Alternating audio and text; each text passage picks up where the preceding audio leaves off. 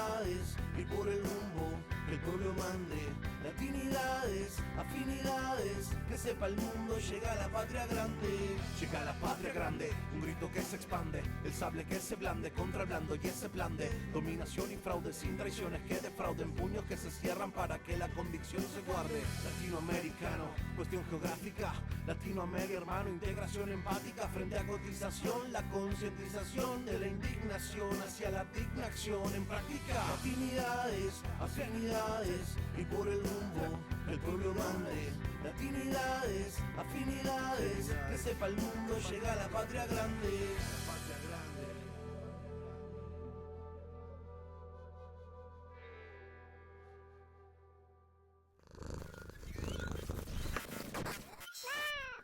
Buenas noches, México. A todas y a todos que nos hacen favor de acompañarnos desde el estado de Nuevo León, les damos la bienvenida. Gracias por estar en Latinidades. Apenas hace unos días, este pasado 2 de octubre, se conmemoraron 56 años de aquella matanza en Tlatelolco.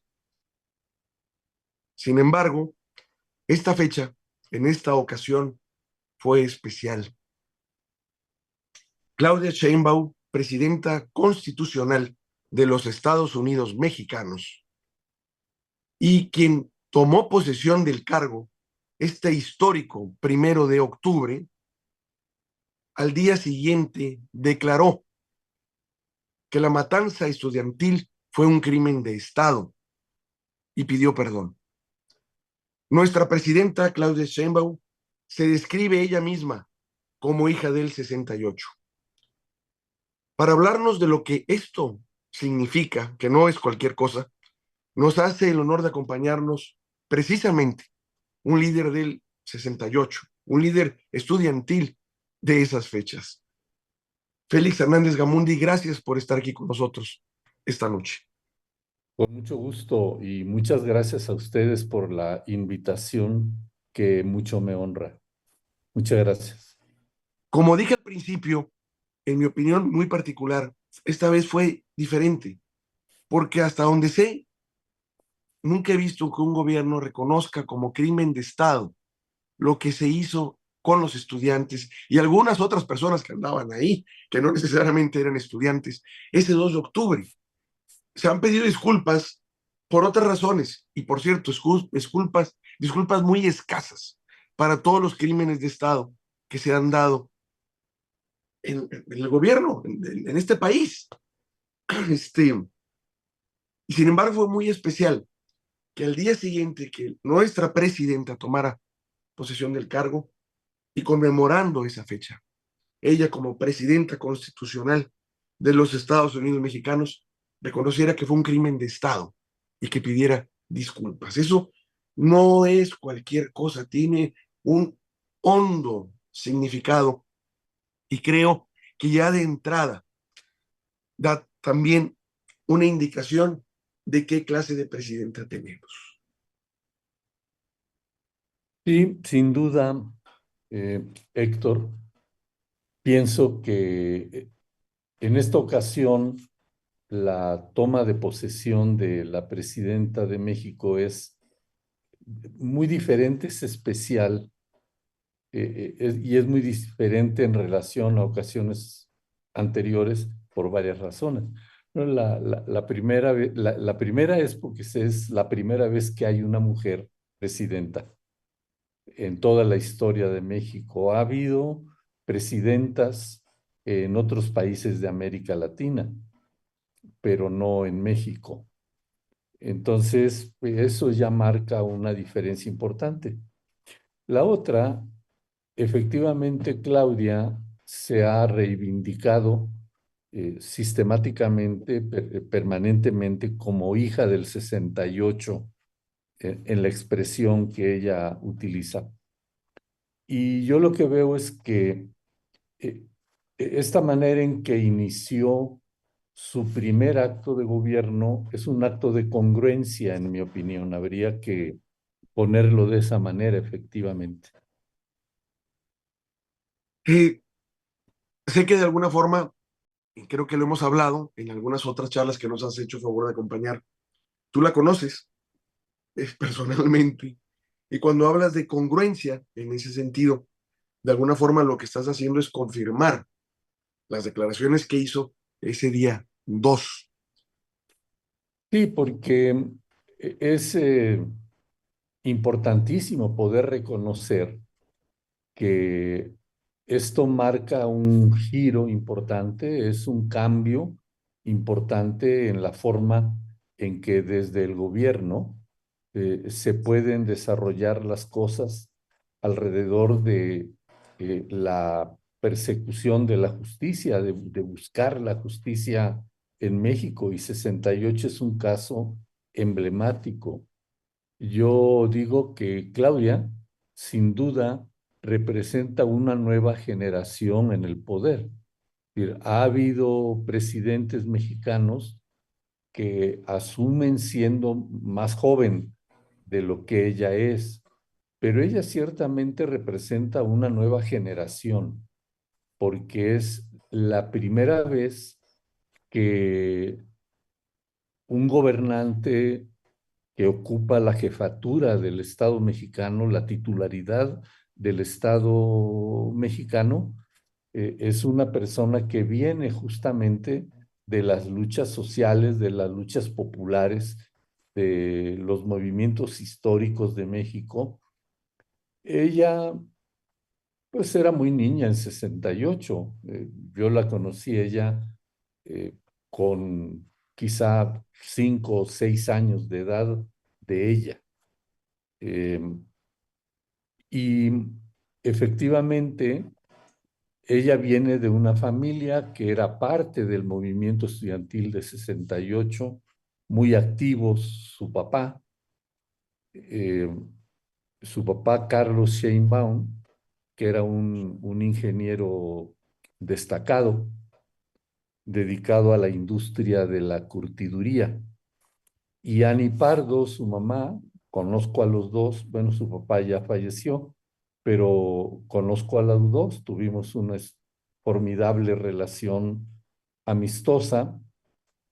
Ani, en 68, era una joven maestra en el Politécnico, en la Escuela Nacional de Ciencias Médico-Biológicas, y que formó parte de la coalición de profesores de enseñanza media superior pro libertades democráticas, que se constituyó precisamente para apoyar al movimiento estudiantil, y es una agrupación que formó, que jugó un papel importantísimo aportando ideas en digamos, fue fundamental en el pensamiento alrededor de 68 desde adentro del movimiento.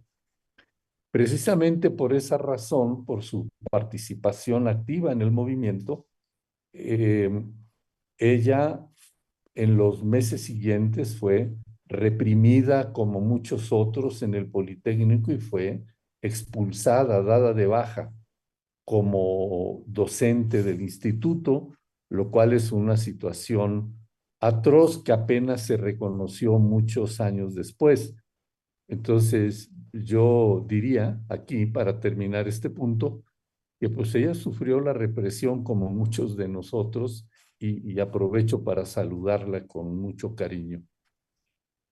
Desde tu perspectiva como actor, como líder del 68, que estuviste tú plenamente comprometido con el movimiento, ¿qué tendría que pasar para decir tú algún día que se hizo justicia? Es muy importante lo que preguntas, Héctor, porque ya pasaron muchos años y hay mucha gente que dice, ya dejen eso, ya pasó más de medio siglo, y no tienen razón.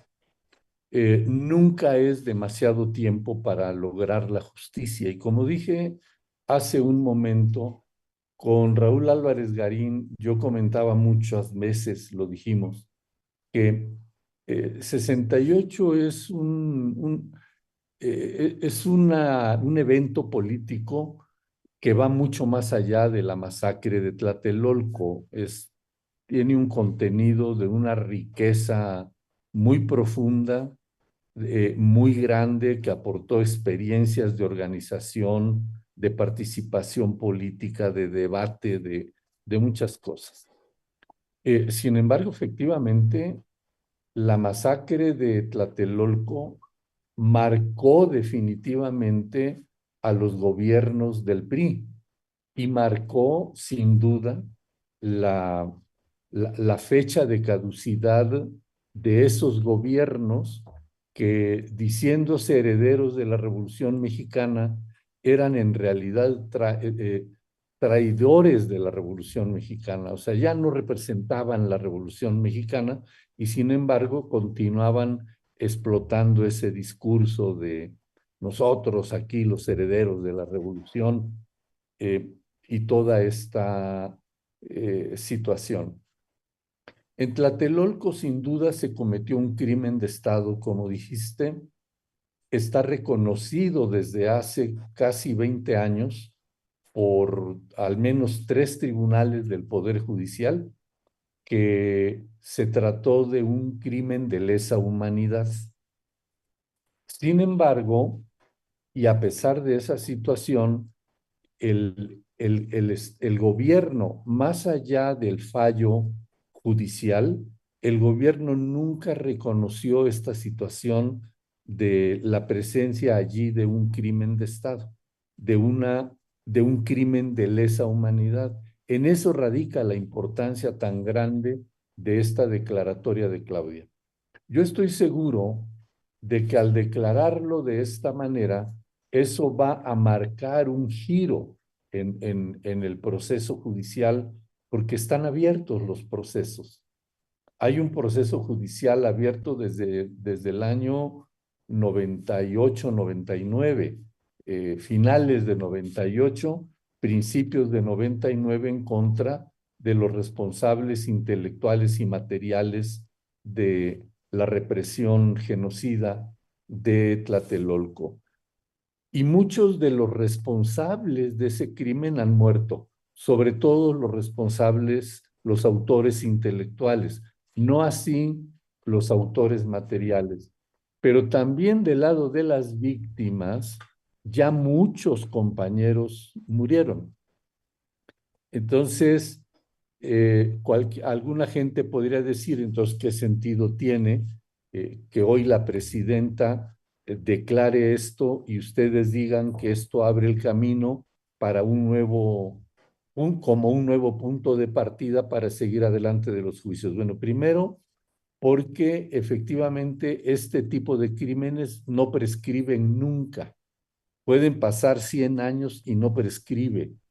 En primer lugar. Segundo lugar, porque con estos crímenes, dice el que ha sido nuestro principal asesor jurídico, se truncaron proyectos de vida personal, se truncaron proyectos de vida familiar, sociales, colectivos, y más allá de quienes estuvimos directamente involucrados, hay otros afectados, gente más joven, gente incluso que ha nacido después de 68, han seguido sufriendo las secuelas de una persecución política sistemática a lo largo de las décadas, dado una persecución dada de maneras muy diversas. La más simple de ellas, y fíjense nada más, la más simple, con actos de discriminación. Hay compañeros a quienes se les cerraron las puertas de las escuelas, compañeros que habiendo terminado una carrera, se les cerraron oportunidades de empleo. Tú eres uno de ellos, tú eres uno de ellos. Yo soy uno de ellos. Y bueno, lo hemos ido resolviendo con mucho esfuerzo, con mucho trabajo, pero también a la descendencia de muchos compañeros se les ha estigmatizado. Entonces, es una persecución que todavía persiste al día de hoy Entonces, ¿en qué tiene que consistir un acto de justicia? Primero, los responsables tienen que ser juzgados. Los que ya murieron pueden ser juzgados post-mortem y eso está permitido legalmente y es necesario. Pero de los que directamente intervinieron en actos de represión, concretamente en Tlatelolco, los integrantes del Batallón Olimpia eran tan jóvenes como nosotros, la mayoría de ellos, y muchos de ellos viven y eran parte del ejército, eran parte de esa estructura y de ese aparato represor y tienen que rendir cuentas, porque estamos hablando de ya 56 años de distancia y sin embargo no sabemos a ciencia cierta cuántas personas murieron ahí, porque el ejército levantó, dicen, el teatro de las acciones, limpiaron la plaza, la lavaron a manguerazos y solo ellos saben qué hicieron con los cuerpos que allí recogieron. Entonces, se tiene que reparar el daño. Y el daño, aparte, además de la disculpa ofrecida por Claudia, que la tenemos que reconocer en todo lo que vale, aparte de eso, tiene que resolverse una injusticia adicional que está, que no puede pasar a formar parte de las páginas de la historia mexicana. Fíjense ustedes que eh, la verdad jurídica del caso de 68, en particular de Tlatelolco, es que nosotros, los que fuimos reprimidos, somos los responsables de la violencia y somos responsables de esa represión. Nosotros fuimos sentenciados entre algunos 8, otros a 16 y otros a 24 años de prisión como responsables de los actos de Tlatelolco. Y eso es lo que se llama la verdad jurídica. Hay otra verdad. Antes yo decía la verdad histórica, porque, pues, y cuando digo histórica me refería a que todo mundo sabe lo que allí pasó, todo mundo sabe que quien actuó es el ejército, que el batallón Olimpia era parte del ejército, que actuaron todas las policías habidas y por haber. Y se habló de cientos de personas muertas del lado del movimiento. La verdad jurídica, la que impuso el gobierno, es que dicen ellos que allí murieron 2 personas y eran soldados. Y que esos murieron cada uno de un balazo por la espalda. Y de un balazo, según esa versión, cada uno en la espalda, fuimos sentenciados más de 60 por ese evento. ¿Cómo? Bueno, pues lo tienen que explicar, ¿verdad? Participaron y dispararon con el arma en los 60 y se pusieron, todos jalaron al mismo tiempo. A ver, ¿cómo? Entonces, esa es la verdad jurídica. Esa se tiene que cambiar, porque del otro lado, Díaz Ordaz, Echeverría, Hernández Toledo y muchos de ellos de esto, Corona del Rosal, que era el regente de la Ciudad de México, lo que hoy se llama la jefatura de gobierno, hay monumentos públicos, calles que llevan sus nombres, escuelas, hospitales, instalaciones estratégicas que llevan sus nombres, obras hidráulicas de gran envergadura, para rendirles honor por los servicios prestados a la patria, a ellos que tienen que ser hoy declarados como criminales. Esa es la justicia que tiene que haber. Y el daño se tiene que reparar también, porque todo este daño que ya dije, pues compete al Estado resolverlo.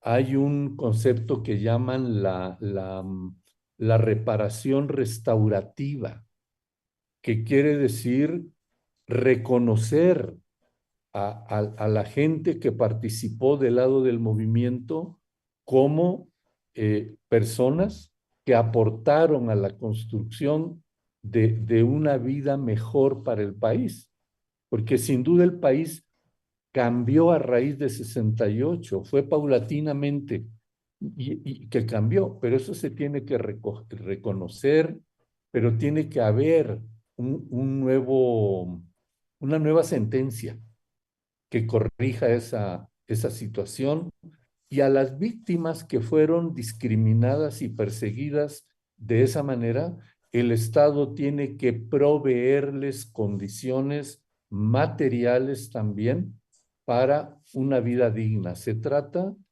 de pura gente hoy de la tercera edad, de edad avanzada, y que muchos viven en condiciones de precariedad extrema. Eso es justicia. Y si eso ocurre, será la única manera de poder garantizar que este tipo de hechos no se repitan. Que es lo que ¿Crees? dice Ajá. el decreto de Claudia. Ella está preocupada por garantizar la no repetición.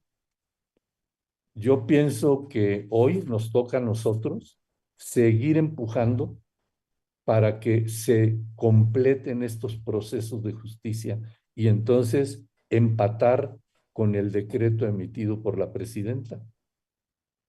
¿Y crees que haya voluntad para hacer eso? Porque me imagino que se tienen que mover pues, muchas cosas. Para empezar, a lo mejor tiene que haber voluntad política del gobierno para hacer que este proceso fluya. Tiene que integrarse a lo mejor una comisión con gente que participó. De alguna forma ya había habido una comisión antes, pero no pasó nada. Mal no recuerdo, cuando se trató de llevar a Luis Echevarría, acusado de delitos de lesa humanidad. Digo, tiene que generarse un proceso para que se pueda llevar a cabo todo eso que mencionas, que es muy interesante todo lo que dices, porque desde afuera y sin haber estado dentro, tocas aspectos que uno no ve, que uno no percibe, que le pasan de largo para acabar pronto, y que Sí. solo los que lo vivieron lo pueden contar, y eso es lo Fíjate, dramático. sí, fíjate, Héctor, otra vez es importante tu comentario porque, mira, lo que hubo para armar las acusaciones y los procesos, no solo en contra de Echeverría, sí en contra de él, pero en contra de todos los responsables, fue una fiscalía especializada, no una comisión.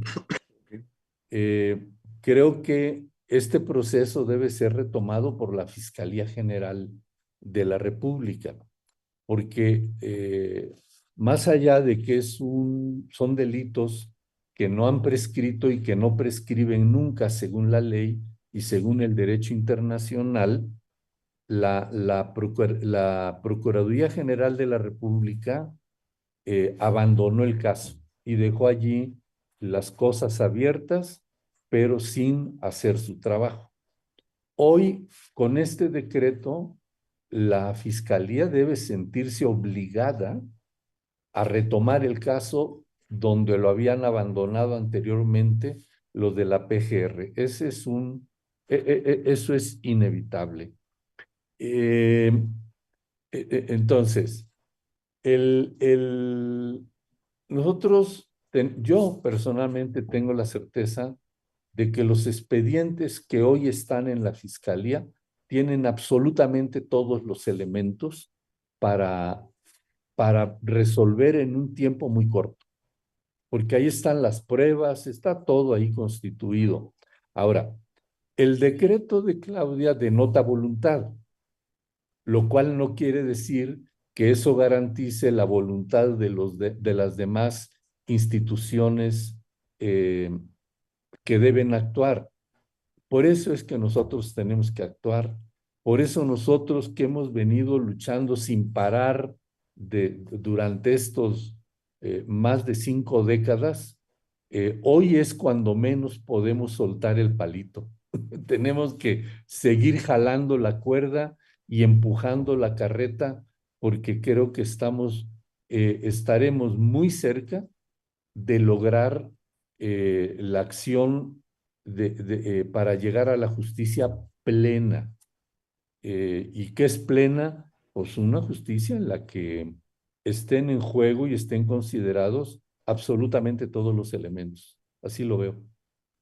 Como bien dices, no pueden soltar ahorita esta apertura y que precisamente la presidenta se reconozca a ella como hija del 68. Eso no es cualquier cosa por el peso histórico que esta declaración conlleva. Dada la voluntad que le he visto yo a la presidenta, a lo metódica que es y la firmeza que la he notado desde que era, cuando era el presidente electa y ahora también, yo creo que hay muchas posibilidades de que se pueda llevar a cabo un avance como el que estás planteando tú, que abra y pueda reivindicar pues a todos realmente los afectados, para que esto no vuelva a pasar. En más de una ocasión he comentado que yo estoy en un estado totalmente derechango, y no hace mucho hablé con un editorialista de derecha, de un periódico nefasto, que más bien es un pasquín, que es El Norte, el mismo dueño del Reforma. Él ya falleció, se llamaba Enrique Canales. Yo le decía en piques banales, porque para mí eso es lo que hacía ese señor. Un día me lo topé, precisamente porque había escrito un, un artículo sobre el 2 de octubre, en la que gracias al ejército y a lo que hizo salvó el país. Es lo que él decía. Se salvó el país porque estas personas estaban manipuladas por agentes extranjeros comunistas. Y fue el ejército el que salvó al país con la masacre que hizo. Y yo le dije, a ver, mira, independientemente que tu versión sea mentira o no, ningún gobierno, ninguno debe masacrar a sus estudiantes, a sus jóvenes. Si quieres, golpéalos, dale No, con no, cachiporras. tampoco, ni Espérate, eso. espérate, digo, ponles gasealos, lo que Ni quieras, eso. enciérralos, pero no los mates. No los mates. ¿Cómo es que los vas a matar? No puedes matarlos, fue lo que le reclamé. Entonces el señor me tuvo miedo y salió corriendo de la tienda, y luego la empleada de la tienda me reclamó que el señor iba a comprar algo ahí y me tuvo miedo y ya no le compró nada. Ya lo Pero, compró. pero te paso esa cuestión, porque esa versión enferma, un tipo que ya no está, pero que sí enfrenté en su momento, la tienen muchos en la cabeza, muchos en la derecha. Te dicen, es que ellos eran los tontos útiles, utilizan mucho ese término. Todos esos estudiantes eran los tontos útiles y eran manejados realmente por agentes extranjeros que buscaban desestabilizar el país. Así te lo comentan. Y para ellos quedó. Se metieron ellos en una bronca, los mataron, bueno, pues ya, ahí quedó. Allá ellos. Exacto. Y dices tú, ¿pero cómo? Y yo te digo, no los mates, pues, haz la tontería que quieras, digo, pero que no los mates, o sea, espántalos, o sea, aviéntales chorros de agua, que está mal. Pero lo vemos incluso ahorita que está pasando en Estados Unidos y en Europa en relación con las protestas con Palestina, digo. Los cachiporrean, los detienen, les hacen todo lo que está prohibido por la ley, pero no los matan, digo, al menos conservan su vida. Entonces, esa es una situación que todavía hay gente que piensa eso, que Bueno, es la más pura visión Díaz Ordazista. Por eso el tono del discurso del Díaz Ordaz el día 1 de diciembre, a la hora de rendir su cuarto informe de gobierno, el 1 de septiembre, perdón, desde 1969, y después se siguió en eso, en su último informe de gobierno en 70 lo vuelve a repetir. Y es una visión atrasada. Yo no, de ninguna manera puedo estar de acuerdo en que el gobierno, ningún gobierno del color, del signo que sea, pueda golpear con el simple, nomás con el hecho de tener cuidado de no matar. Ningún tipo de violencia es admisible, y ningún tipo de violencia en este caso debe estar permitido en contra de nadie. Fíjate, nosotros en el Comité 68 hemos reclamado incluso, hay un acto genocida del gobierno mexicano eh, en contra de un grupo religioso de ultraderecha en León en 1961.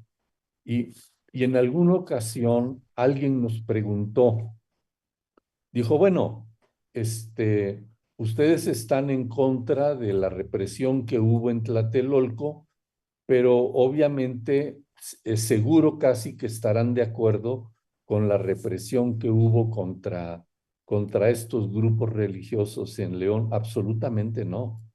Eh, o sea, la violencia, la represión son reprobables, la practique quien la practique y en contra de quien sea, no importa la postura política. Por eso reclamamos la vigencia de las leyes, el Estado de Derecho, y el movimiento de 68 fue un movimiento permanentemente amparado en las leyes. Fíjense que en las marchas, en los actos públicos nuestros, cuando, cuando iba aumentando el grado de virulencia en la violencia de las Fuerzas Armadas, del ejército y de las policías y todo eso, hoy se puede ver como algo ingenuo, pero aparecía la policía o aparecían las tropas enfrente de nosotros en la calle o en las escuelas y sacábamos un ejemplar de la Constitución pensando que para ellos iba a tener algún significado. Es decir, lo que estábamos diciendo, estamos actuando dentro de la ley, dentro de la Constitución. Y 68 se condujo siempre de esa manera. Y eso es también un aporte fundamental que se tiene que entender. No, definitivamente digo, no estoy de acuerdo con ningún acto de represión, pero digo, prefiero que no haya muerte. No tienen por qué matarlos ni hacer todo lo que les hicieron a ustedes No y como tiene ha por qué pasado haber también. violencia, punto. No tienen. Le entiendo que ellos tenían miedo. Un presidente tenía miedo, se sentía Dios, como así fue en los regímenes del PRI. Eran Dios por 6 años, podían hacer lo que quisieran. Y sintió miedo y dijo, bueno, acaben con ellos. O sea, digo, de esa criminalidad tipo Nerón para acabar pronto, sí, de la antigua Roma. Tenían miedo, por un lado, tenían miedo de sí mismos, tenían miedo de su propia historia, pero además de todo ese miedo, también se sentían con todo el poder en las manos y se sentían y se sabían impunes. Por eso es el discurso de Díaz Ordaz el 1 de septiembre diciendo, salvé a la patria con noches de desvelo. Tomé decisiones que me costaron mucho trabajo, pero las volvería a hacer. Y yo asumo toda la responsabilidad. ¿Por qué dice asumo toda la responsabilidad? Pues porque se siente poderoso y por lo tanto impune. Por eso es tan importante hoy que seamos capaces de lograr que la justicia avance, justo porque será la mejor manera de romper la impunidad. Es decir, después de 68 se han seguido cometiendo hechos de esta Sí. naturaleza. Más reciente es Ayotzinapa, que es la misma escuela que Tlatelolco, igual que el 10 de junio. Si en Tlatelolco el gobierno utilizó al Batallón Olimpia, que son soldados de élite, pero disfrazados de civil, lo cual ya es un delito en sí, la ley prohíbe que un militar se presente en una acción militar vestido de civil. Está prohibido. Entonces, ya es un primer delito allí. En 71 usaron a los halcones, un grupo paramilitar formado, adiestrado, financiado y dirigido por elementos del ejército.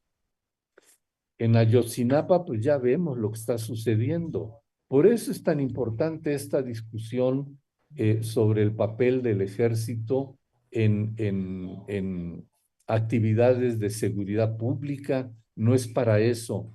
Entonces, es un tema que a pesar de ya estar aprobado en la Constitución, no podemos dejar de discutir y dejar de analizar. Pero bueno, creo que el asunto aquel con Díaz Ordaz era una soberbia brutal. Por eso equivale a decir, sí, yo lo hice y qué. Y Y, todos aplaudiendo, porque así eran todos los y príncipes. todos aplaudiendo. Miserables. Una cosa que nosotros estamos, qué bueno que lo dices, Héctor, porque una cosa que nosotros estamos haciendo ahorita, en aquel momento, la Cámara de Diputados y el Senado, por otro lado, aplaudieron a Díaz Ordaz a más no poder, y el Congreso unido, reunido el 1 de septiembre, aprueba las acciones de Díaz Ordaz. Nosotros estamos planteando que hoy este Congreso, este Congreso, con la composición que tiene todos los elementos para emitir una declaración que descalifica aquel acto de aprobación del propio Congreso para los actos de Díaz Ordaz. Eso sería una actitud de congruencia del Congreso con la postura que de manera tan valiente ha expresado la presidenta Claudia Sheinbaum con este decreto publicado el día 2. Es interesante lo que dices porque que el Congreso, independientemente que en ese entonces llegaban a los cargos de diputados y senadores de la manera más baja, comprando los cargos porque eran familiares o que eran compadres de fulanito y todo esto, Sí, es una institución que representa uno de los poderes y que debe ser independiente. Y en este caso fue totalmente sometido sí, al Poder Ejecutivo y por voluntad propia. O sea, ahí no sí, hubo de que los obligan, no, todos aceptaron. Y valdría la pena que, como bien dices, este Congreso tome distancia de ese evento para que no vuelva a sí, ocurrir. sí, sí, sí, sí. Es Sí, correcto, es correcto. Bueno, pues fíjate, comenzamos hablando del decreto de Claudia este día 2 de octubre y la verdad es que va a tener unas secuelas tremendas o debe tenerlas. Y para cerrar el punto que me preguntaste, yo digo que en realidad nosotros, los que hemos venido luchando por décadas persiguiendo la justicia, hoy tenemos que reforzar esa actividad. No podemos parar. Estamos muy cerca. es chistoso que tenga que haber habido una mujer presidenta que se declarara hija del 68, que expresara esto para que esta oportunidad histórica que ustedes, que tú estás viendo y otros compañeros tuyos se pueda dar. Porque me queda claro que en su momento también hubo líderes políticos que estuvieron en el Congreso o que fueron secretarios de gobernación o Estado y todo, y no dijeron nada, no manejaron nada, se quedaron callados, como algo que pasó y ya no se querían acordar o que solo usaban para obtener prebendas en este caso. Bueno, a eso justamente yo me refiero con esta idea de que Claudia representa una nueva generación, porque representa esta generación de jóvenes que lucharon toda su vida. Yo no puedo omitir la experiencia de ella y de toda la generación de ella, por ejemplo, en las luchas del CEU en la UNAM, que eso, como quiera que sea, ellos encabezaron una lucha en contra de las cuotas en la UNAM, o sea, de que los jóvenes, de que los estudiantes tuvieran que pagar una cuota para ingresar y para permanecer en la UNAM, y la ganaron. Y eso va de la mano con un principio fundamental de la Constitución mexicana, de la Constitución emanada de la Revolución Mexicana en 1917, que garantiza la gratuidad de la educación. Bueno, ese es un resultado extraordinario y todos ellos, todos quienes formaron parte de esa generación y de esa lucha dicen, pues es que, ¿por qué el CEU? O sea, ¿por qué un consejo estudiantil universitario? Dijo, pues porque tomamos el ejemplo de organización del Consejo Nacional de Huelga de 1968. Y el CEU estaba, no lo digo yo no fui parte del CEU, obviamente, eh, ya no era mi tiempo, pero ellos, hace unos días alguien dijo, yo creo que Martí Batres en un evento en Tlatelolco el día 2 dijo, él era parte del CEU, y dijo, es que, dijo, el CEU se organizó igualito que el Consejo Nacional de Huelga de 68. Éramos, dijo, 3 representantes por cada escuela, igualito que en 68, que es una experiencia muy valiosa de organización. Fíjate, 68, Tlatelolco es un sitio de memoria y es una memoria atroz, pero el movimiento como tal aportó muchas cosas. 68 es un estallido en medio de un tiempo donde la sociedad mexicana era muy autoritaria, el gobierno era más autoritario, las escuelas eran gravemente autoritarias. Entonces es un estallido que se da como si alguien va caminando por una pradera seca y suelta un cerillo, o simplemente el sol calienta un vidrio y eso incendia el bosque entero. Eso es lo que pasó en 68. Pero derivado de ese estallido, el, la primera instancia que se organiza es la Asamblea General. En cada escuela una Asamblea General. Y en lugar de ser una reunión de gente eh, que participa allí para votar o para aprobar o desaprobar cualquier propuesta, se trata de un conglomerado de gente reunido en un auditorio a debatir, a analizar, a dialogar, a analizar la coyuntura, qué es lo que está pasando hoy, lo que pasó ayer, etcétera, y al final votar y orientar a la dirección política que se constituye en el Consejo Nacional de Huelga. Y de la asamblea salen 2 elementos fundamentales. Uno primero son decenas de brigadas constituidas por 2 o 3 gentes que van a la calle, a los mercados, a tocar puertas en los domicilios para informar. Entonces lo que surge es un ejercicio de comunicación con la gente.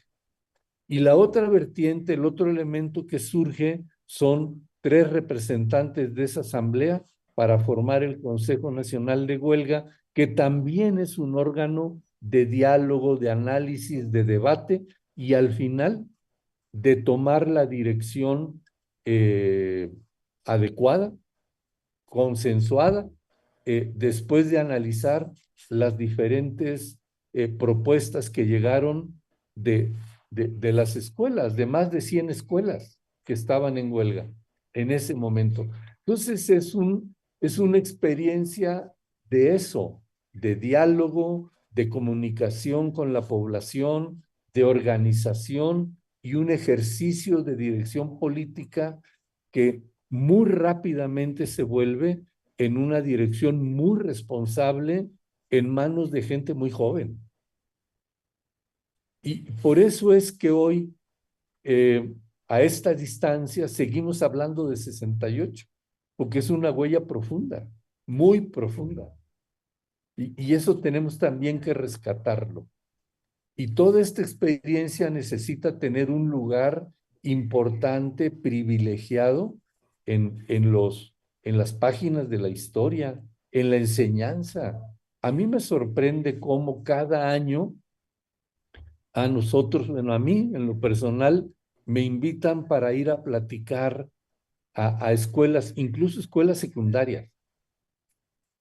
Hace poco estuve en una escuela primaria en Sonora platicando y me llamó la atención de una manera, pues ahí fue hasta estremecedora ver cómo niños de 5º, de 6º año, por la plática de los papás y de los abuelos, tienen información, pero tienen inquietudes porque quieren saber más qué es lo que pasó. Y me llama mucho la atención que sea posible establecer este diálogo con personas tan jóvenes. Eso es por qué. Yo no me lo explico más que por esta experiencia tan profunda, pero también porque es una herida que sigue allí clavada en el centro del corazón de los mexicanos. Fíjense que alguien, cuando se cumplió el 40 aniversario de 68, nos decía, oigan, ¿qué conmemoran? ¿Para qué? ¿Qué sentido tiene? 68 ya no le importa a nadie, nadie se acuerda, y los que se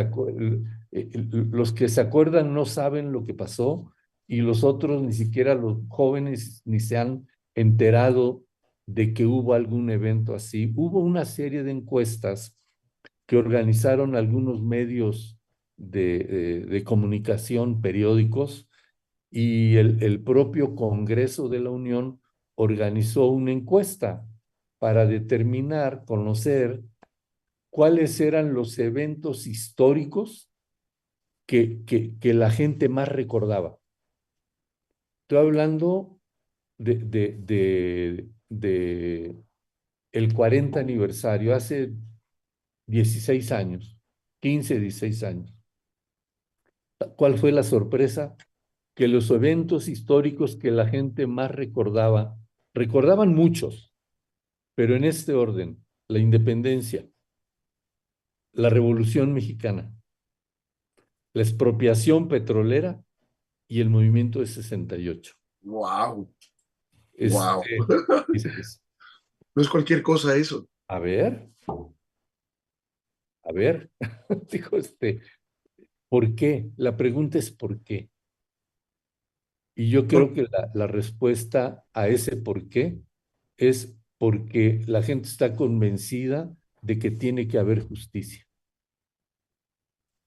sí, que se sabe que fue una masacre de estudiantes, o sea, ninguno estaba armado, eran, ahora los podemos ver desde otra perspectiva, pero realmente, ¿qué edad tendrías tú? 17 años. No, no, no, no. Yo cumplí 22 años en la cárcel. Este, yo tenía 21 años. Cuando pasó lo del 68, ¿Sí? 21. Cumplí Pero realmente 21 te digo, años en la cárcel. viendo eso como quiera, no dejas de ser pues, un chamaco, un niño en muchas cosas. O sea, con 21 años sí, tienes mayoría de edad y todo, pero lo que más quiero saber, vean la generación de ahora, cómo están, y digo, no, para nada. Vulneraron, acabaron con futuros de muchas personas, masacrándolos y a los deudos también. Por ejemplo, tú estuviste en la cárcel y saliste de ahí. ¿Sí? ¿Cuál fue el estigma que estuviste cargando en todo ese tiempo? Con amigos, con familiares, con gente cuando buscabas trabajo. ¿Cómo te sentías y cómo podías lidiar con eso? Mira, con familiares y con amigos, pues siempre ha sido de una total solidaridad, siempre. Pero el tema claro, vives en una sociedad, más en aquel momento, como dije, muy autoritaria. Y nosotros fuimos estigmatizados, o sea, nadie te decía nada, nadie te decía por qué.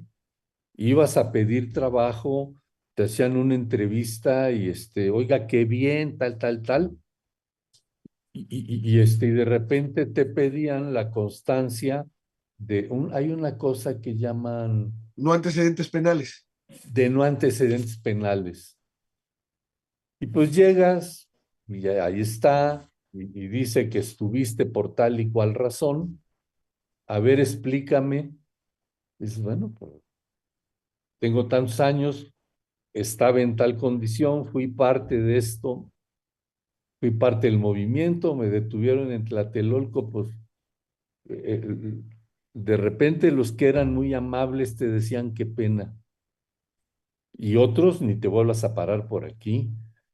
Pero a mí me pasaron otro tipo de cosas, o sea, confiado en que los amigos me abrían puertas.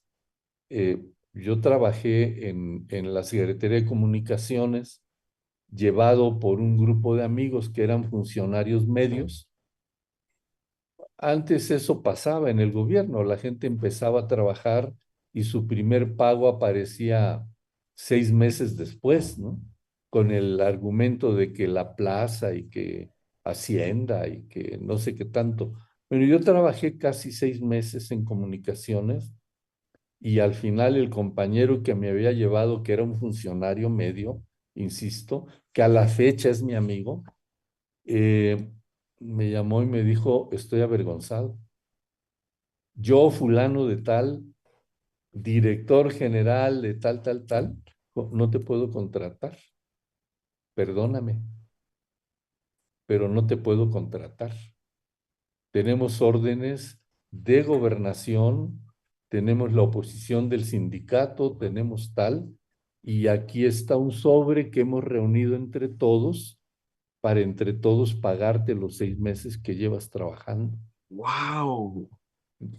Y no es el único caso. O sea, yo ni yo soy el único caso, ni soy la única experiencia que tuve en ese sentido. Me pasó en el propio Politécnico, igualito. No te contrataron, te trajeron pagando y de la mera hora te dijeron adiós. Así es. Ya te conté lo de Ani Pardo y muchos Cuando, otros y compañeros. O sea, Raúl Álvarez, a Raúl Álvarez trabajó más de 20 años en Comisión Federal de Electricidad. De repente resulta electo diputado federal por el PRD, se va a la Cámara y cuando regresa en Comisión Federal, la empresa ya no le permite reincorporarse y lo despiden. Y tenía derecho, se podía haber jubilado, pero la ley no importa para los que tienen el poder en esas condiciones, porque la ley establece que si tú eres electo para un puesto de esta naturaleza, o sea, si ocupas un puesto de elección popular, el que sea, en automático tienes derecho de una licencia sin goce de sueldo por el periodo que dure tu encargo de elección. Y en el caso de él, le armaron cualquier cantidad de argumentos, expedientes y tal, y no le permitieron el reingreso, no era reingreso, era la reincorporación después de haber terminado el periodo de su elección. Y como eso hay muchísimos casos más, compañeros que nunca han logrado tener un empleo y que viven de vender libros, de vender periódico, de vender cualquier cosa así, de compañeros que prefirieron irse, se fueron de obreros a distintos lugares, porque habiendo terminado carreras como estudiantes capaces, eh, jamás lograron una cosa. La UNAM fue una excepción. La UNAM recibió a mucha gente y en la UNAM aparentemente no había esa persecución, pero también la hubo en la UNAM. Eh, entonces hubo gente en la UNAM de compañeros nuestros que siendo profesores y siendo investigadores brillantes, a la hora de que se presentaron a una consulta para ocupar la dirección de un centro de estudios dentro de la UNAM, hubo un periodo, a partir de un cierto momento, se estableció en la UNAM que las ternas que recibe la Junta de Gobierno para nombrar al director de una escuela o de un centro, las ternas se constituyen a partir de una consulta. Y habitualmente lo que se hace es, se presenta la consulta y el candidato que obtuvo la más alta votación, ese es el elegido por la Junta de Gobierno. Bueno, hay compañeros que una vez se presentaron y tuvieron la votación más alta y nunca llegaron ni siquiera a formar parte de la terna. Entonces, eso es persecución. Y eso ha habido y sigue habiendo al día de hoy. Entonces, imagínate tú qué tan importante es este pronunciamiento de Claudia. Cuando a ti te vetaban, ¿qué sentías? ¿Te daba coraje? ¿Te arrepentías de haber participado? Al contrario, decías, no, pues no me dejo. ¿Qué era el sentimiento que te daba esa situación? Nunca me he arrepentido, pero sí he sentido coraje, indignación, miedo, muchas veces, que de repente llegas y ahora para dónde le jalo, ¿no? A mí, después de mucho tiempo de andar en esto que ya platiqué, en una ocasión fueron por mí, me llevaron a la oficina de Gutiérrez Barrios en Gobernación. Fueron por ti. Fueron por mí, O sea, me como se llevaron, acostumbraba antes, ¿no? Como se acostumbraba sí, antes. sí, me llevaron y el tipo con un discurso como el de Díaz Ordaz, aquel de que cuántas madres avergonzadas por la hija vejada y exhibida y no sé qué, me dice Gutiérrez Barrios, palabras más, palabras menos, algo como esto de que sabemos que tu madre vive en tal lugar, sabemos que tu familia es humilde, sabemos, etcétera, etcétera, y te vamos a decir una cosa, no hay manera de que trabajes aquí. Sin embargo, como el presidente es generoso, ya era Echeverría el presidente, como el presidente es generoso, te vamos a ofrecer un trabajo, una plaza, tienes dos opciones, escoges Pemex o ferrocarriles, pero número uno, no la vas a trabajar, la vas a cobrar, pero no la puedes trabajar. No te puedes presentar en un centro de trabajo. Y número dos, te vas a ir fuera del país, escoge dónde y ya te va a llegar tu dinero. Wow. ¿Qué haces? Tienes 23, 24 años, ¿qué haces? Pues O después 20 de o lo que 27 años, ¿qué haces? de lo que has vivido, pues es casi un hecho que vas a tomar lo que te están dando, porque si dices que no, vete tú a saber a qué te estás Mi arriesgando. reacción fue, vaya usted y chingue a su madre. Wow. ¿Y qué hicieron cuando les dijiste eso? ¿No? Me torturaron, me golpearon y seguí sin chamba mucho tiempo. Entonces, este, en fin, Está, de ese tipo de persecución yo hablo. O sea, porque el tema es que tú estás criticando el autoritarismo del gobierno, la corrupción en el gobierno, y lo que el mensaje es la única manera de que tú sobrevivas es que te corrompas. Ese es el mensaje, ¿estás de acuerdo? sí. Bueno, eso se ha ido derrumbando, Héctor. Hay un libro que escribe una investigadora de la UNAM, su libro, ella se llama Eugenia Alier, y su libro se llama 68, el movimiento que triunfó en el futuro. Interesante título, ¿eh? Está interesante el título. Y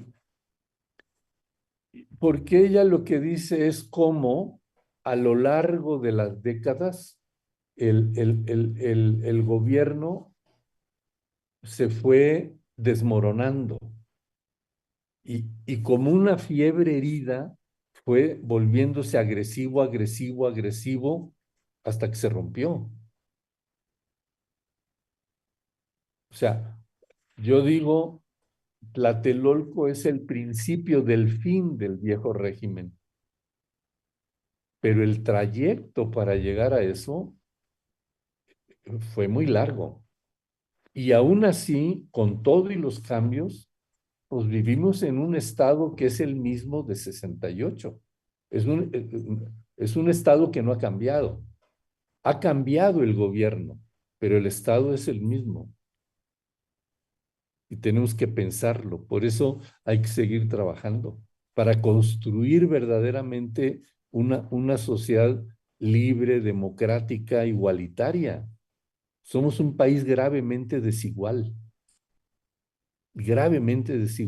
A mí por eso me gusta este documento en el discurso de Claudia el día primero, cuando enlista 100 puntos, y lo mismo hace Clara Brugada, lo que están diciendo hace mucho sentido.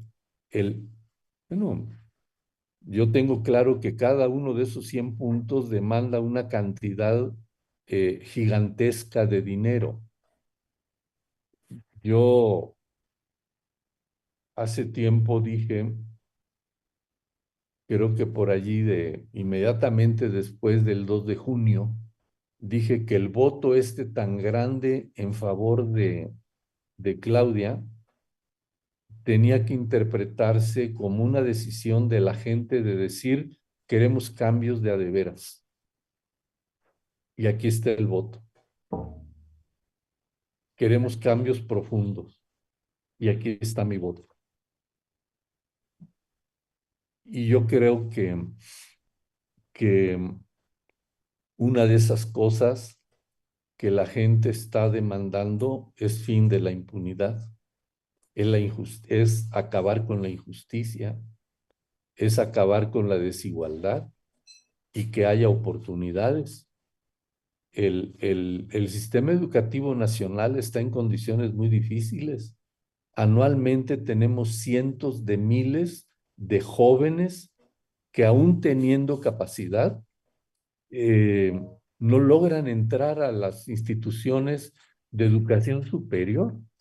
Yo coincidí con una muchacha hace poco en una presentación de un libro ahí en el Fondo de Cultura Económica, acá ¿cómo se llama esta librería? Rosario Castellanos, Okay. que es el centro, ahora no es librería, es el Centro Cultural Rosario Castellanos, que además tiene una librería.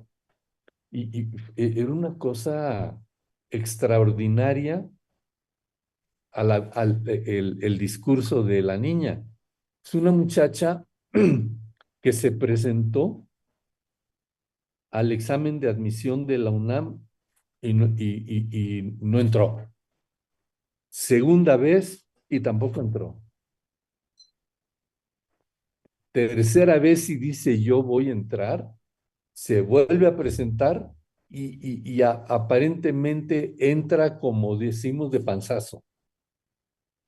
4 años después es premio Gavino Barrera, que es el ¡Guau! premio que da Oye, la qué UNAM. bárbaro. O sea, Ah, hubiera quedado desde el principio, hombre, qué bárbaro. pero por supuesto que sí, lo que demuestra solamente es lo absurdo del método para la selección. ¿Me entiendes? Bueno, pero ¿por qué sucede eso?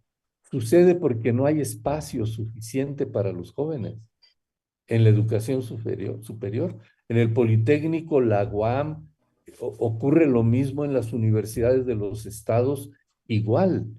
Entonces, hoy, en el discurso de la presidenta está a aumentar, dijo, no sé en cuántos, creo que dijo que aumentar en 300,000 lugares más los espacios para jóvenes que aspiran a la educación superior.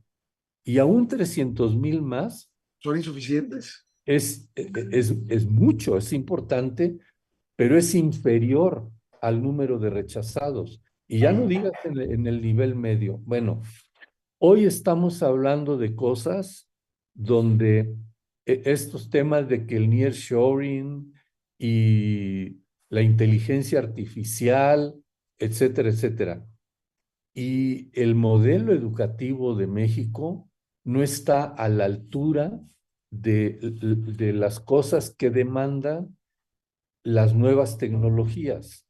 Y somos un país bastante dependiente. Entonces, ¿qué necesitamos? Necesitamos un nuevo modelo de educación donde, donde los jóvenes y los nuevos profesionistas se formen con una base científica sólida, profunda y con un espíritu muy crítico que los haga creativos, que no les permita el conformismo. Y solo así vamos a lograr un despunte científico y tecnológico. En México hay mucha producción científica, pero falta el siguiente paso y la educación superior tiene que orientarse a eso. Y entonces sí vamos a estar en condiciones de construir una mayor soberanía y una total independencia y a resolver los temas de la desigualdad en las oportunidades.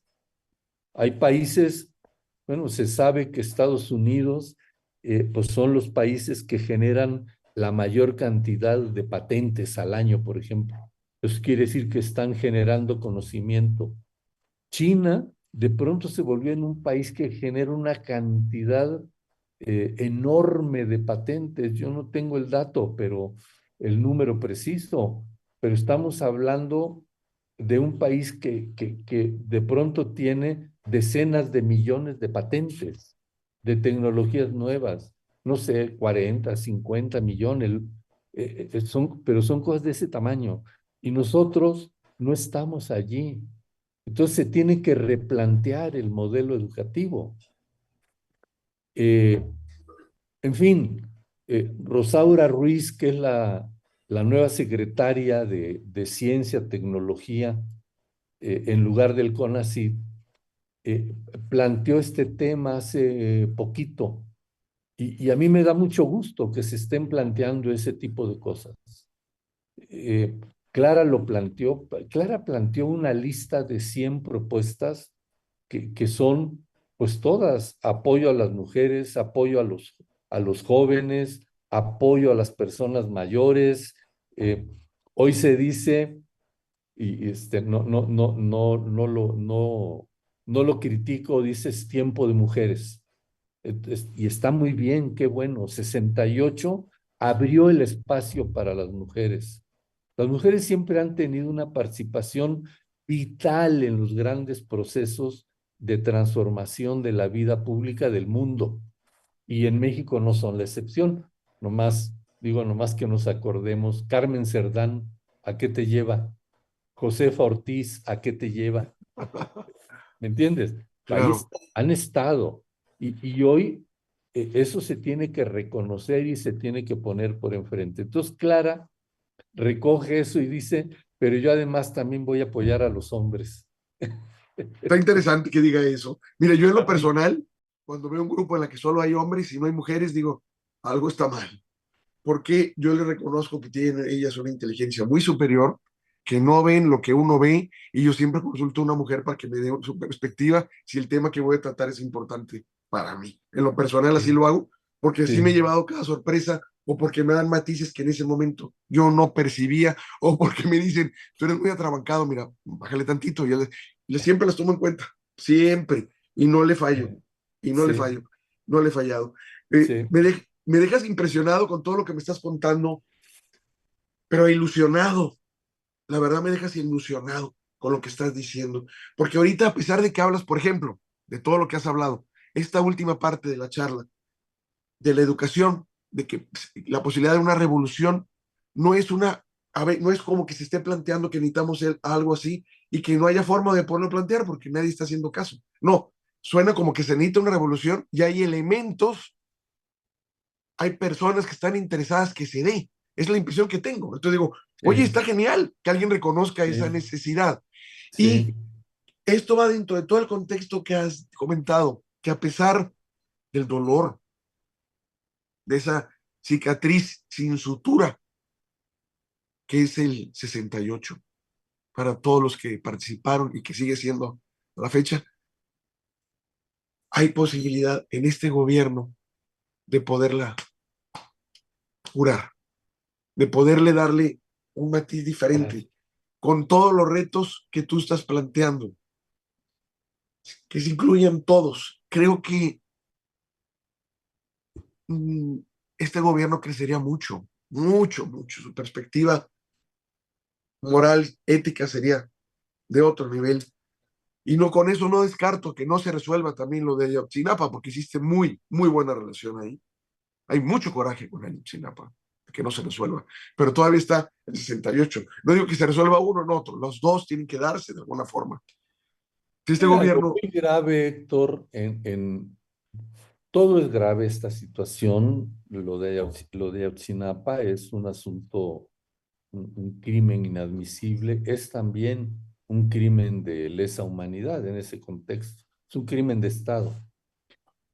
Y lo mismo de 68. Lo que es inadmisible es que los dos, 68, el juicio iba avanzando hasta que llegó el punto donde la fiscalía presenta un paquete de 56 expedientes, 56 averiguaciones previas terminadas para consignarlo ante un juez, pero entre esos 56 hay militares de alto rango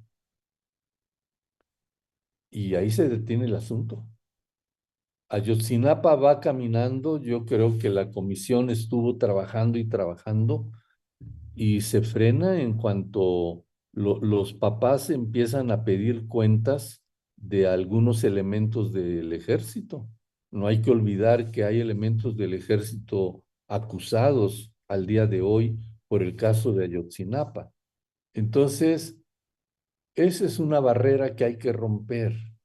Por eso se tiene que pensar con mucho cuidado el papel de las Fuerzas Armadas, porque el ejército utilizado como elemento, como policía de crucero, va en contra del propio ejército. O sea, el primer dañado es el prestigio del propio ejército y luego la gente. Y eso se tiene que estar pensando, pensando y repensando todo el tiempo, porque se tienen que encontrar modelos también de seguridad distintos y que puedan ser más eficaces sin que sea el ejército el que esté allí. Y eso es lo que está de fondo en el freno aquel de los juicios de 68 y estos juicios ahora de Ayotzinapa.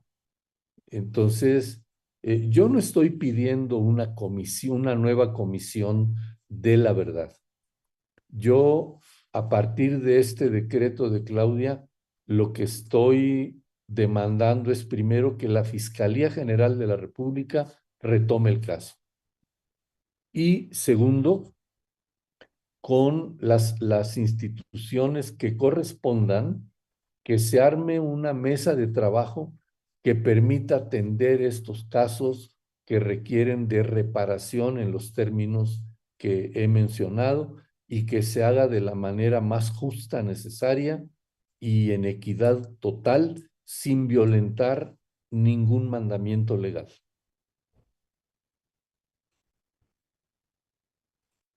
Tienes apagado tu micrófono, te estoy viendo sí, ya, hablar, te, pero no te oigo hablar. te decía que creo que lo que pides es justo, es correcto lo que estás pidiendo, no estás pidiendo nada, nada extraordinario. Y me hiciste recordar un comentario que en una charla que tuvimos con Héctor Béjar, que es un peruano muy especial, muy, muy brillante, es alguien, un señor que yo respeto muchísimo y que fue canciller de Perú cuando estaba Pedro Castillo ahí, Okay. que es escritor, pintor, y que incluso fue entrenado por el Che allá en Cuba. Cuando estuvo detenido, que guerrilleros lo detuvieron y que lo iban a fusilar, Jean-Paul Sartre, su esposa y toda la playa de intelectual de entonces salieron a abogar que no lo fusilaron y no lo fusilaron por eso. Él dice, a ver, en relación a los militares, ¿quién les paga las balas? ¿Quién les paga el uniforme? ¿Quién les paga el rifle? Nosotros. Entonces son funcionarios o servidores públicos. Hay que ir cambiando esa mentalidad, porque mira lo que hemos creado. Y él habla de que en Perú precisamente tienen graves problemas con la percepción muy similar a la nuestra que se tiene del ejército. Él es el que postula de que realmente son funcionarios públicos, servidores públicos, pagadas con dinero público para el pueblo. Entonces, no cómo se ha manejado, es un planteamiento. Ahora sí, el que traes apagado tú también es tu micrófono. Ya.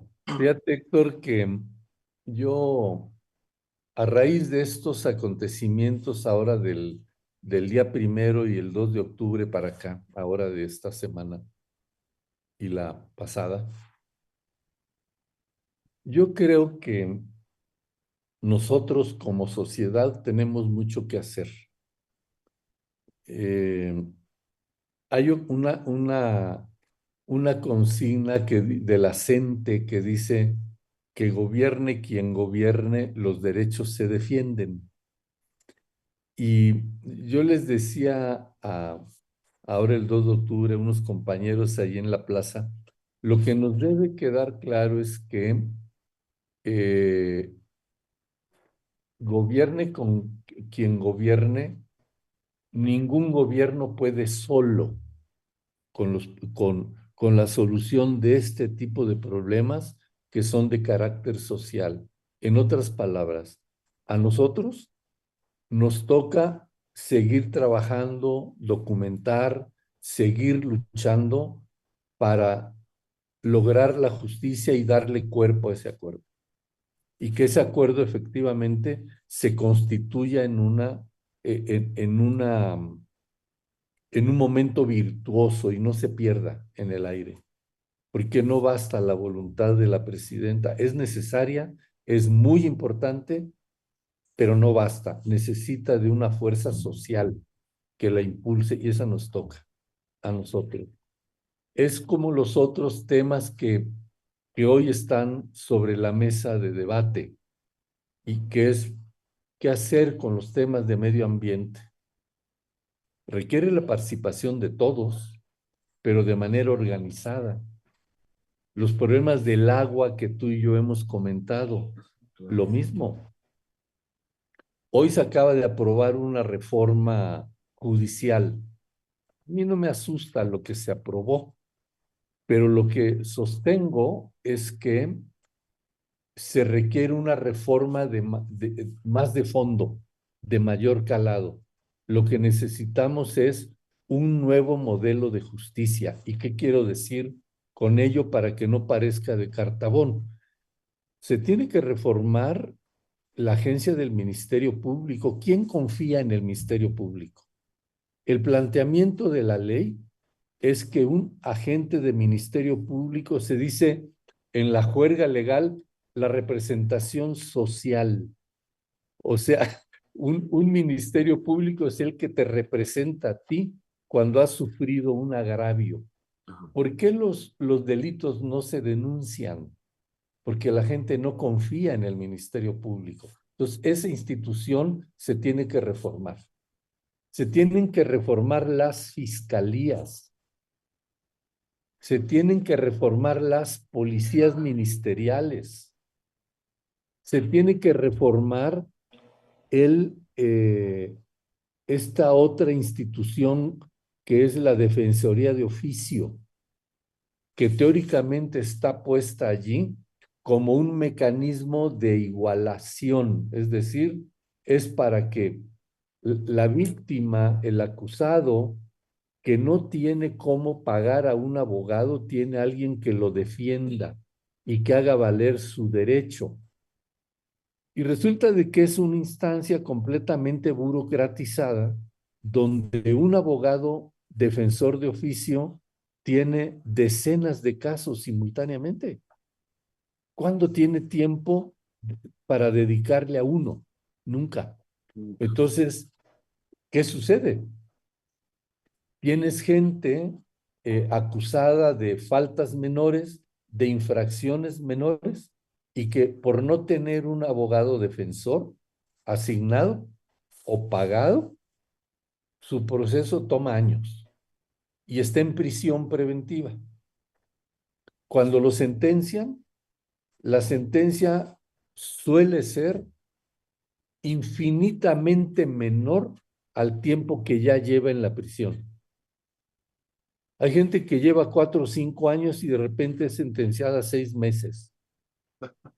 Y ya pasó 4 años en la cárcel.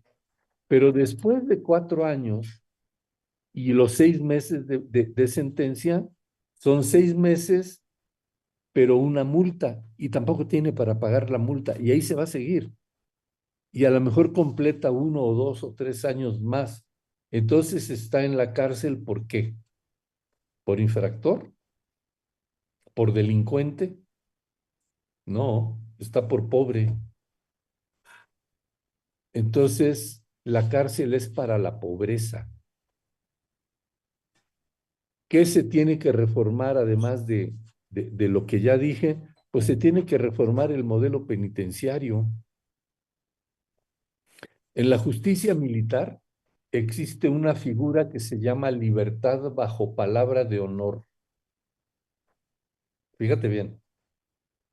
Y espero que tu auditorio me escuche bien esto. Lo que quiere decir libertad bajo palabra de honor en la justicia militar es que cuando hay un militar de cualquier rango que en una falta menor es sentenciado a lo que sea, siempre puede haber un militar de rango superior al suyo que diga, yo empeño mi palabra por él porque estoy convencido de que quiere reformarse. Y eso le da la libertad, es su tutor, se vuelve su tutor. Y el sentenciado, a su vez, empeña su palabra con el superior que lo va a tutorear de ahí en adelante. ¿Por qué no pensar en un sistema penitenciario en la vida civil donde ante faltas menores, ante cosas no graves, la familia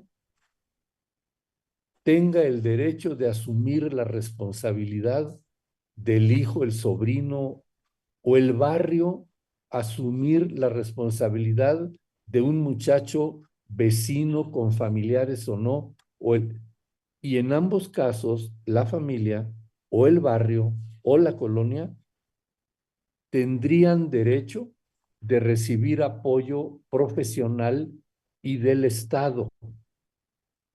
Y entonces sí, es un sistema que corrija. Por eso los centros de reclusión de los menores de edad, ¿cómo se llama? Correccional. Correccional, exacto. Es correccional. No se asume como prisión, se asume como un centro donde los jóvenes van, los adolescentes van para reeducarse, para reorientar su conducta y reinsertarlos en la vida social. El sistema carcelario no es un sistema penitenciario adecuado, porque no está reinsertando ni reeducando a nadie, son al revés, escuelas del crimen. Y la gente si sale de allí, quién sabe cómo sale, la mayoría. Y muchos no salen. Algunos Pero, porque mueren y otros porque allí se hace una cadena del crimen y ahí van. Y uno y otro, y cuando acuerdan ya se les acabó la vida y llevan 40, 50 años ahí. Entonces, eso tiene que ser un reformado, esa parte, más allá de la manera en que son nombrados los ministros y los magistrados. A mí no me genera problema esa parte. El tema va a ser de qué manera se arma un proceso que te garantice que sea democrático y un modelo de justicia que te garantice separación de los poderes, independencia de los poderes, que es necesario. Entonces son temas que tenemos que discutir. Son temas que no tendrían por qué ser de especialistas.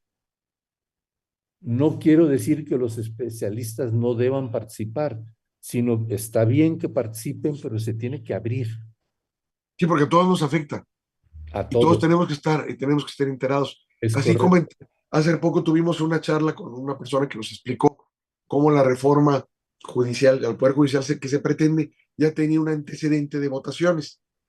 Y yo le decía que no entendía por qué la ley, le comentaba el ejemplo, yo no tengo, si salgo a la calle y quiero ir al centro de Monterrey, yo caminando le pregunto a la gente y me dicen qué camión tomar. no necesito un experto en viabilidad. Si cualquier persona me dice, igual debe ser la ley. La ley la debo entender yo o un estudiante de preparatoria y saber qué trata la ley, porque a veces está tan complicada que solo parece para entendidos, para Sí, eruditos, para sí, gente que lucra con eso. Le digo, sí. yo debo, si la ley es de utilidad pública, la debe entender relativamente cualquier ciudadano y claro, que utilice al abogado para litigar porque él está ocupado en otra cosa, pero debe ser entendible para todos, no como los recovecos que me hacen que la litis y cómo presentan los escritos, que es una revoltura, no sé, tú has de haber visto muchos, a mí también me ha tocado que digo, y según eso todos tienen que ser así para que sean legales, dices tú, oye, pero esto es un rollo bruto, y pues solo para decir lo que vale la pena que está aquí. Digo, qué cosa, ojalá. Muy Félix, bien. Oye, Héctor, pues yo quisiera terminar diciendo que es mucho el trabajo que tenemos para adelante, que la gente debe tener claro que estos delitos de lesa humanidad son crímenes que nunca prescriben, que se llaman de lesa humanidad porque ofenden la esencia del ser humano. Y eso es lo más grave que puede ocurrir. Y que estamos hablando de 68 porque nos dejó un cúmulo de enseñanzas y de experiencias, muchas que tienen que ser revisadas, muchas más que tienen que hablarse, que estudiarse y seguramente profundizarse, pero que una de las experiencias más valiosas que nos dio 68 es el amor a la justicia y el afán de los jóvenes, de los mexicanos, las mexicanas, por participar en la vida pública y por darnos cuenta de que lo que construyamos es tarea de todos. Félix, con eso cerramos. Yo te agradezco de veras la charla que nos diste. Me encantó porque tocaste temas muy importantes, muy vitales, duros. Me encantó volver a escuchar el carácter que tienes, indomable, porque yo recuerdo la primera vez que charlamos que cuando estaban ustedes, tú y tus compañeros en la cárcel y llegaba la policía, todos con sus cachiporras a golpearlos y ustedes no se rajaban, les devolvían las tranquillas y les quitaban el equipo y luego andaban suplicándoles que les devolvieran el equipo y que ahora que comentan la anécdota de este Ampón, porque eso era Gutiérrez Barrios, el Ampón del Varios. régimen, el que hacía todos los trabajos asquerosos y sucios del régimen en turno, porque estuvo en varias ocasiones, en varios gobiernos, no te rajaste, no te doblaste. Y Es eso, colectivo, el Comité 68 ahí está, y hay muchos otros colectivos, y vamos a seguir luchando. Por ahora es que se reabran los procesos, llegar al final en eso, llegar a la reparación del daño, que es la única manera de garantizar la no repetición. De otra manera, estaremos condenados a que esto se siga repitiendo. Y vamos a estar detrás de esta iniciativa que obligue a retirar los nombres de los criminales esos son. de las calles, de las instituciones, de las escuelas, hospitales, de todo, de infraestructura estratégica. No lo merecen, no lo merecen y es mandar una señal, además de que no lo merezcan, es mandar una señal equivocada y eso tiene un impacto muy grande, negativo en la educación y la formación de las nuevas generaciones. Y por ahí vamos a ir. Estamos en contacto para estos avances. Te mando de veras un fuerte abrazo y nos vemos pronto.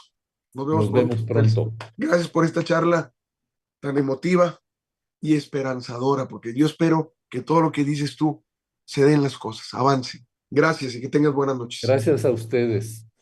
Muchísimas gracias por la invitación y por su tiempo. A ti. Gracias, Eduardo. Ya cortó. Hoy